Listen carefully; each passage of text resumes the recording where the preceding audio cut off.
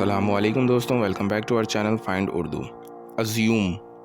Assume का मतलब है फ़र्ज़ करना या मान लेना। अज्यूम का मतलब होता है किसी बात को बिना किसी सॉलिड प्रूफ के मान लेना। ये अक्सर सोचने या प्लानिंग के दौरान होता है। जैसे अगर आप फ़र्ज़ करते हैं कि सब ठीक होगा लेकिन आपके पास कोई गारंटी नहीं होती। ये लफ्ज़ पॉजिटिव और नेगेटिव दोनों सिचुएशंस में यूज़ होता है। फॉर एग्ज़ाम्पल, मैं फ़र्ज़ कर रहा हूँ कि वो टाइम पर आएगा। I assumed he would arrive on time.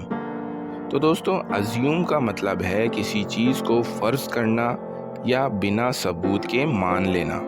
उम्मीद है अब आपको अज्यूम का मतलब समझ में आ गया होगा। मिलते हैं नेक्स्ट वीडियो में। शुक्रिया।